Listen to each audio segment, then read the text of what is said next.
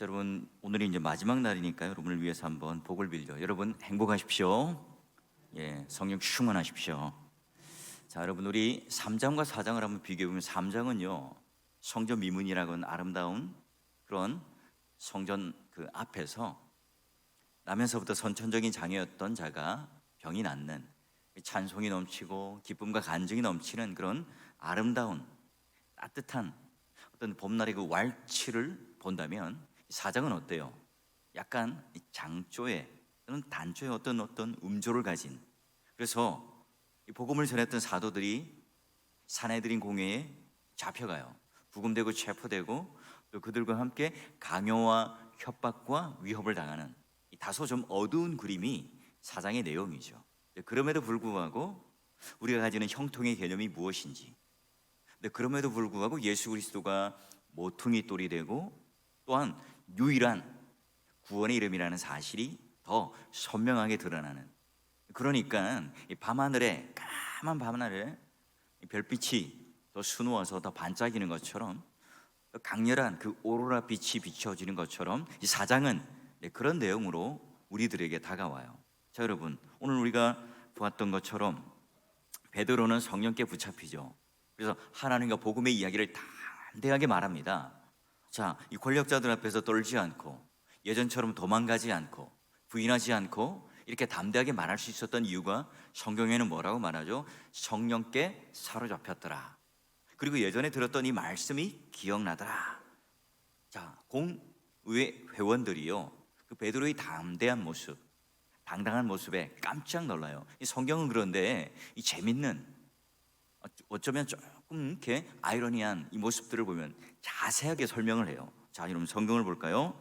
자, 12절은 읽었으니까요 13절을 보면 이래요. 그들이 베드로와 요한이 담대하게 말함을 보고 그들을 본래 학문 없는 범인으로 알았다가 이상히 여기고 또 전에 예수와 함께 있던 줄도 알고, 굉장히 구체적으로 지금 베드로와 그 제자단에 대해서 설명을 일부러 해요. 자, 첫째, 여러분 사내들인 공의회 회원들을 보십시오. 베드로와 요한이 어떻게 해요? 담대하게 말했다. 예전 번역은 기탄 없이 말했다, 이렇게 번역이 되어 있었죠. 이제 그들이 성령 충만하여 또한 성령께 사로잡히고 말씀의 능력이 사로잡히니까요, 그들은 담대해요. 왜요? 사내들인 공의회 앞에 서면요, 권력자들 앞에 서면 누구나 다 굽신거려요. 눈빛을 제대로 못 맞춰요. 스스로 굴복하는 마음이 있고요. 여러분 어때요? 뭐 대통령 아니면 뭐 국회의원 아니면 뭐 유명한 사람들 만나게 되면요, 나도 모르게 위압감이 들지 않습니까? 예, 물론 우리 교회는 어떤 정치인이 오더라도 뭐 강단에 세우거나 인사를 하지 않죠. 그냥 와서 대면하고 가요. 여러분 한번 권력자들 앞에 딱 서보면 담대하기가 쉽지 않단 말이에요. 청와대 또는 뭐 여기 있는 대구시청의 그런 시장을 만나러 가도 그렇지 않을 거예요. 자, 그래요. 자, 그런데요, 담대하게 그들 앞에서 눈빛을 마주치며 얘기를 합니다. 또 두 번째, 공의원들이 딱 보니까 그들은 어때요? 본래 학문이 없는 범인이었다. 여기 말하는 범인은 뭐 범죄자를 말하는 게 아니죠. 뭘 말해요?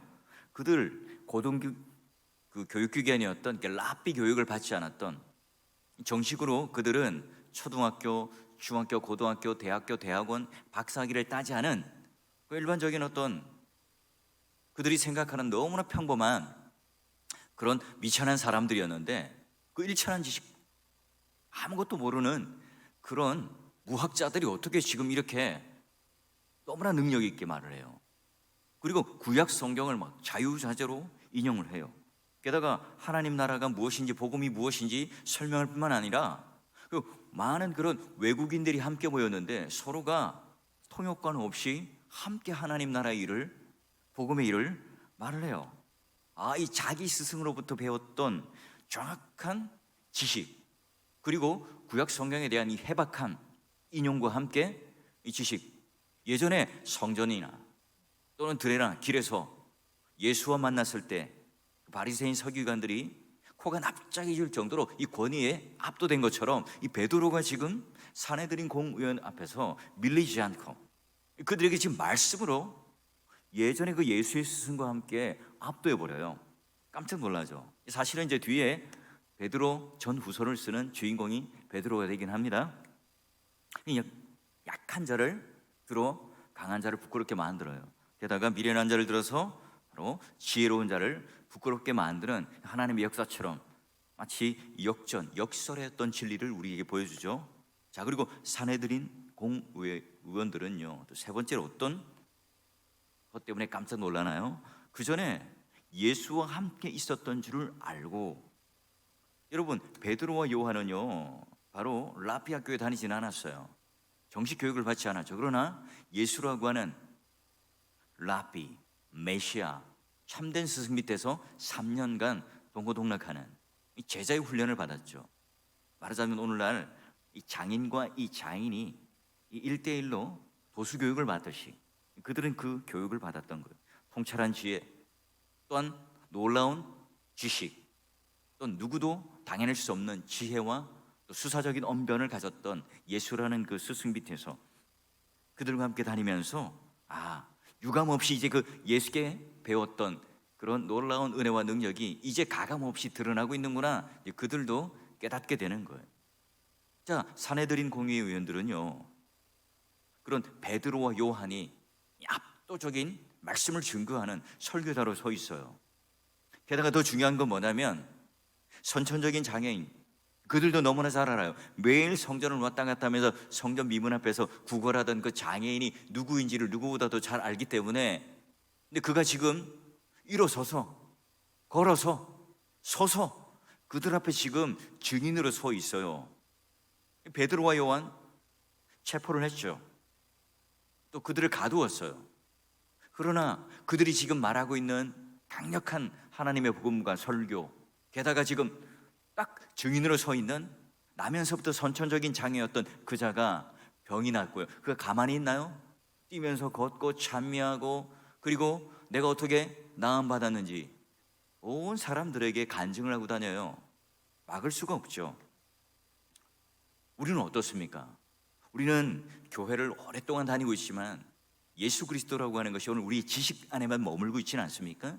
하나님이라고 하는 것이 오늘 우리가 기도할 때 쓰는 어떤 하나의 미사역으로만 머물러 있지는 않습니까? 여러분 베드로와 요한, 그리고 지금 병 나음을 얻은 이 선천적인 장애는요 바로 가슴만 뜨거워진 게 아니에요. 머리만 이해가 되어진 게 아니에요. 실제적인 그 삶의 능력을 경험하죠. 체험해요. 그래서 복음이 그냥 복음으로, 문자로, 텍스트로, 활자로 그쳐지는 것이 아니라 실제로 작동하여서 내 삶을 고쳐내고 변화를 일으키고, 변화된 삶이 무엇인지를 정확하게, 비포와 애프터를, 그 전과 그 이후를 정확하게 그림으로 설명해내는 변화된 삶을 우리들에게 보여주고 있습니다. 우리는 어떻습니까? 어제와 오늘이 다릅니까? 우리의 인격, 우리의 성품, 또는 우리가 하는 이 말들이 날이 갈수록 우리는 익어가고, 그런 성화의 열매들이, 오늘 우리 가운데 의의 열매들이 사람들이 바라보며 또한 깜짝 놀라는 그 일들이 우리에게 일어나고 있습니까? 여러분이 사내들인 공의위원들은요 그 모습을 보면서 깜짝 놀라요. 갈피를 잡지 못하죠. 당황해요. 그들이 여러분 얼마나 정치적으로 치밀한, 그리고 그런 수싸움을 잘하는 사람들입니까? 그런데 그들이 당황해요. 그리고 베드로와 요한을 잠시 나가 있게 한 뒤에 회의를 합니다. 왜 회의를 하죠? 그 상황이, 돌발적인 이 상황 때문에 그들이 깜짝 놀라요. 그들이 가지고 있었던 이 시나리오와는 다르게 돌아갑니다. 자, 16절을 볼까요? 자, 이 사람들을 어떻게 할까? 그리고 그들로 말미암아 유명한 표적이 나타난 것이 예루살렘에 사는 모든 사람에게 알려졌는데 이걸 지금 부인을 할 수가 없어요. 민간에 이제는 더 이상 퍼지지 못하게 그들을 뭐합니까? 위협해야 되겠죠. 강박해야 됩니다. 이 이후에는 예수 그리스도 이름이 아무에게도 말하지 말게 그들에게 협박하고 약속을 받자. 그리고 그들을 불러 경고를 하고 예수의 이름으로 아무것도 가르치지 말라 그들에게 협박을 해요. 자, 그들은 더 이상 할 말이 없었죠. 40살 가량이 넘는 장애인이 증인으로 서 있고 그 광경을 모든 사람이 봤고, 또 그 백성들이 지금 증인으로 함께 목격자로 서 있고, 베드로 요한은 지금 그들과 함께 그들도 증인으로 증거자로 서 있어요. 예수 믿는 것은 받은 증거 많도다. 지금 압도하는 이 증인, 증거, 또한 거기에 대해서 합세하는 모든 이 백성들로 지금 둘러싸여 있어요. 산헤드린 공의회가 어찌 보면 베드로 요한을 잡았어요. 그런데 오히려 그런 하나님의 능력과 복음의 능력을 아는 사람들로부터 지금 둘러쳐져서 그들이 오히려 지금 갇혀져 있는 상황이에요. 여러분, 지난번 베드로가 그런 병람의 역사와 성령 강림의 역사 이후에 설교를 했을 때 사람들은, 아니 유대인들이 청중들이었잖아요. 어떻게 말을 하죠? 어찌할꼬 너희들이 지금 나무 십자가에 죽인 예수 그런 장본인이다, 너희들이 죄인이다, 너희들이 진짜 신성 모독 죄인이다. 그럴 때 그들은요 그 설교를 듣고 어찌할꼬 반응을 하고 회개를 하죠. 예수를 믿습니다. 근데 여기 산헤드린 공의원들은 어때요? 똑같죠. 어떻게 할꼬 라고 하는 표현을 성경에 쓰고 있어요. 그들도 골똘히 고민합니다. 그들도 지금 충격으로 다가왔어요. 그들도 당황해요. 하지만 그들은 어때요? 결이 다르죠. 베드로와 요한이 지금 그들을 이 정치적인 덫을 세우고 올무를 만들어서 그들을 죽이려고 했지만 오히려 지금 그들을 죽였다가는 밀란이라고 하는 역풍을 맞을 수 있어요. 두렵죠. 왜요? 그들의 기반은 하나님이 아니에요. 그들의 믿음의 대상은 하나님이 아닙니다. 그들이 지금 내가 안주하는 이 삶을 살아가는 모든 근거는 하나님과 믿음이 아니에요. 바로 내 이 자리를 지켜줄, 그리고 정치적으로 탄탄히 지지해줄 이 백성들이 마음을 돌리고 민심을 돌리고 밀란을 일으키면 지금 자기들은 끝이잖아요. 그러니 베드로 요한을 어떻게 처리하는가, 이 문제는 진리냐 아니냐의 문제로 따지고 있는 게 아니에요. 내 유익, 내 안전, 내 평판, 내 자존심, 여기에 지금 내가 어떤 손해가 있는가, 이걸 지렛대로 지금 그들은 골몰이 생각을 하고 있어요.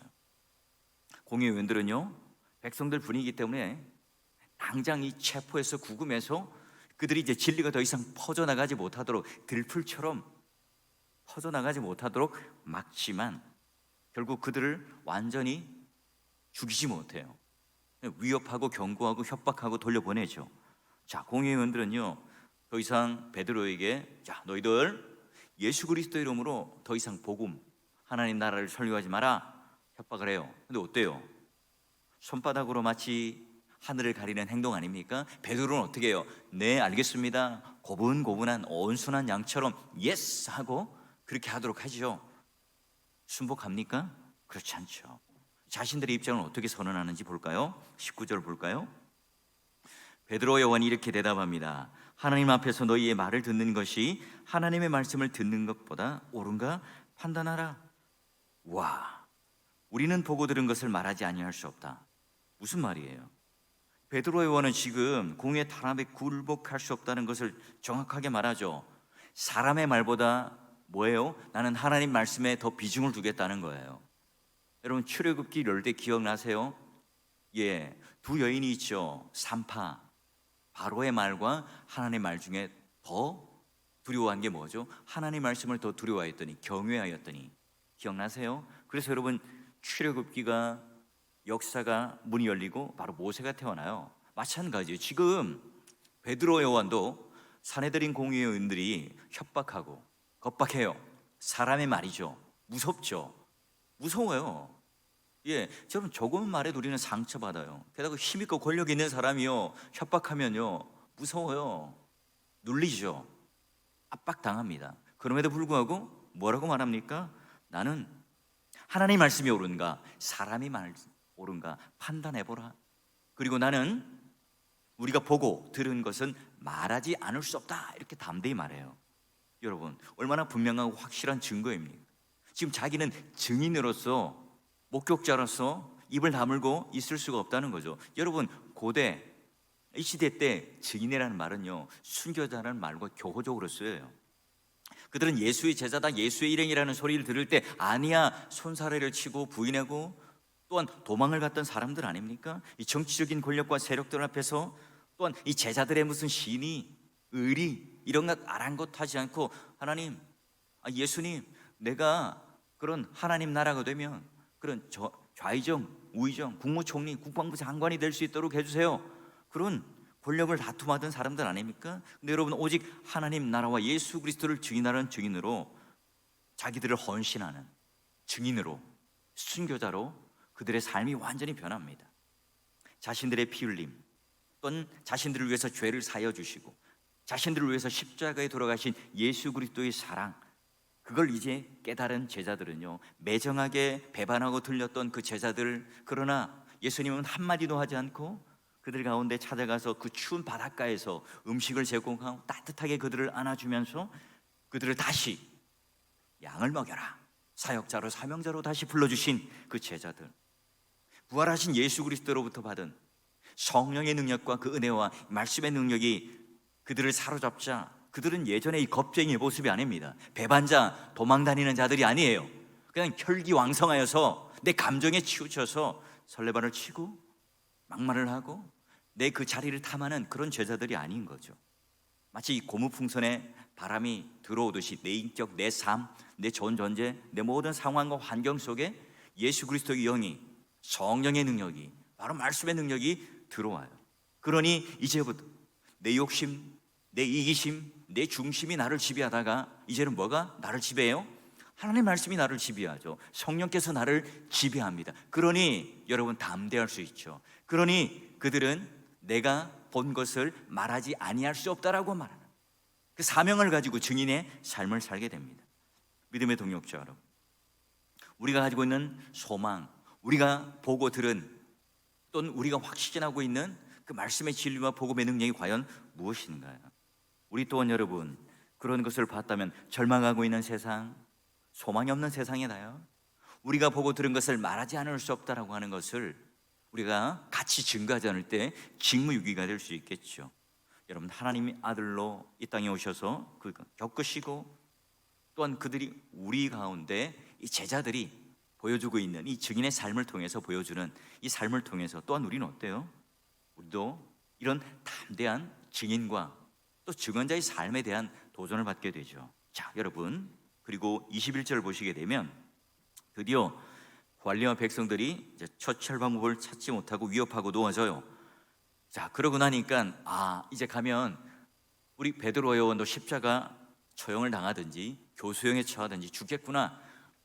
모든 사람들이 그렇게 생각했는데 어떻게 했다고요? 모든 사람이 그 풀려남을 보고 하나님께 영광을 돌리더라. 베드로와 요한의 이 증거에 두 가지 반응이죠. 백성들과 관원, 그리고 지금 하나님께 영광 돌린 사람들. 어떻게 할꼬? 계속해서 그들을 어떻게 죽일까 생각하는 사람 그 한 부류가 있는가 반면, 자, 또 하나님께 영광을 돌렸더라 하는 한 부류가 있어요. 그래서 우리도 날마다 실수해요. 연약하죠. 여러분, 완벽할 수 없잖아요. 완전할 수 없어요. 그럼에도 불구하고 어때요? 그런 연약함, 그런 실수, 그런 약점이 오늘 우리를 늘 발목 잡고 살아갈 수는 없죠. 베드로, 요한, 제자들 보십시오. 오늘 하나님께서 그들에게 성령의 능력과 말씀의 능력이 임하자 그들은 날마다 변하게 되고요, 겁쟁이에서 담대한 사람으로 변하게 되고요, 그리고 예수를 부인하던 데에서 예수를 강력하게 증거하는 증인으로 그들은 변하게 됩니다. 여러분, 생명이 있는 그리스도인이라면 반드시 이런 변화와 또한 성품의 열매가 우리 가운데 있게 되겠죠. 우리 가운데 우리가 상상할 수 없는, 기대할 수 없는, 우리 계획을 뛰어넘는 그런 일들이 일어나요. 지금 베드로, 요한 갇혔죠. 죽을 거라고 예상했어요. 십자가 처형을 당할 거라고 예상했지만 그 기대와 예상과는 완전히 깨어지고 오히려 그들을 놓아줘요. 모든 백성들이 그것을 보고 어때요? 예, 함께 즐거워하고 누구에게 영광을 돌려요? 하나님께 영광을 돌리더라. 우리도 그런 기대 이상의, 우리가 상상하지 못한 이 일들이 오늘 우리 가운데 일어나며 하나님께 영광을 돌리는 그 삶이 여러분의 삶이 되길 원해요. 그래서 우리는 그냥 그저 머릿속에 머물고 책 속에만 그쳐지는, 지식 속에만 머무는 그런 예수 그리스도, 그런 기독교가 아니라 우리 삶 가운데 펄떡펄떡 뛰는 생명력이 오늘 우리 가운데 넘침으로 말미암아 우리도 우리 기대 이상의, 우리 계획 이상의 그런 일들을 경험하며 누림으로 말미암아 하나님께 영광을 돌리더라. 여러분, 이게 오늘 우리의 찬송과 간증이 되어야 하지 않겠어요? 그리고 마지막에 여러분 4장 22절 보면 이렇게 생뚱맞게 결론을 맺습니다. 이 표적으로 병나은 사람은 40 요새나 되었더라. 여러분, 왜 이 말씀으로 결론을 지을까요? 희한하죠. 선천적인 이 장애를 살았다. 이 사람 40여세나 되었더라. 그래요. 40년이나 한 번도 일어나지 못했던 그 사람이 지금 일어나서 걸어서 함께 우리와 예배를 드리고 찬송을 드리고 증인이 되었고 예배자가 되었다. 뭐예요? 하나님께서 치유해 주신 근본적인 이유와 목적이 뭐란 말이죠? 이 기적 때문에, 우리가 그 놀라운 능력 때문에 바로 우리가 예수 믿는 힘이 바로 이거야, 이게 아니죠. 바로 하나님 나라가 임했다. 이것을 뭘로 보여줍니까? 정확하게 그 한 장애인을 통해서 우리들에게 보여줘요. 예수 그리스도께서 오심으로 말미암아 병고침을 받고 귀신 들린 자가 그 귀신이 떠나가고, 또한 우리 가운데 이 죄 사함에 놀라운 회복의 역사가 일어나는 것을 그 한 사람을 통해서 증감으로 말미암아 그 수많은 사내들인 공의회 의원이 그 복음의 진전을 막으려고 그렇게 애쓰지만 하지 못해요. 믿음의 동역자 여러분, 우리 또한 성령께 붙들리고 말씀에 붙들려서 증거를 가진 사람, 증인으로 오늘 우리가 보고 들은 것을 말하지 않을 수 없다. 내가 가지고 있는 은과 금이 아니라 나사렛 예수 그리스도 이름이 바로 내 손을 붙잡고 함께 일어나 걷자. 그리고 그 이름으로 말미암아 죄의 자리에서 벌떡 일어나고, 질병의 자리에서, 낙심의 자리에서, 절망의 자리에서 함께 벌떡 일어나서 함께 걸음으로 말미암아 찬미하며 우리 모두가 다 이런 복음의 놀라운 능력 가운데 완주해야 되지 않겠어요? 그러므로 말미암아 그 남자가, 그 장애인은 40여세나 되었더라. 우리 기대, 이상, 우리에게는 계획을 뛰어넘는 하나님의 놀라운 역사가 이 초대교회 가운데, 마치 이 세상의 권력은 우리를 구금하고 체포하고 위협하지만 오히려 반대로 복음의 능력은 더 강력하게 일어났던 것처럼, 여러분, 예수의 복음에는요 비밀이 없어요. 예수 그리스도의 복음에는요 너무나 광희하고 아름답고 너무나 깊고 오묘하고 비밀스럽고 신비로워요. 그러기에 여러분, 우리가 예수 그리스도의 복음의 능력을 진짜 깨달은 증인으로 삶의 방향과 목적이 분명해지고 그 이유가 정확해져서요 6월 한 달 여러분 또한 성령의 능력으로, 말씀의 능력으로 충만해 주시죠. 그래서 내가 보고 들은 것은 말하지 않을 수 없다. 그리고 또한 하나님께서 우리 기대와 이상을 뛰어넘는 놀라운 복을 주심으로 말미암아 복음의 능력을 실제적으로 보여주었던 이 한 장면이 오늘 우리 가슴 속에서도 살아 넘치는 말씀의 능력이 되셔서 여러분이 각자의 삶 가운데 진정한 증인이 되시고 이런 능력의 삶의 주인공이 되셔서, 우리 아픈 분이 있다면, 또 낭망하고 낙심한 분이 있다면 6월 한 달 우리 말씀을 꼭 붙들고 함께 그들과 기도해서 회복의 자리로 좀 돌아올 수 있도록, 아니 나도 그런 식어졌던 신앙들이 좀 뜨거워지고 또 하나님 말씀에 대한 그런 열정과 하나님의 그 능력을 사모하는 이 마음을 가지고 살아갈 수 있도록 해달라고 여러분 함께 그 갈망하는 마음, 그 원하는 마음이 다시 한번 여러분 마음 가운데 회복되어지고 되살아나는 그런 귀한 날 되시고, 또 6월 한 달 여러분 승리하는 그런 여러분 인생 되시기를 주의 이름으로 축원합니다.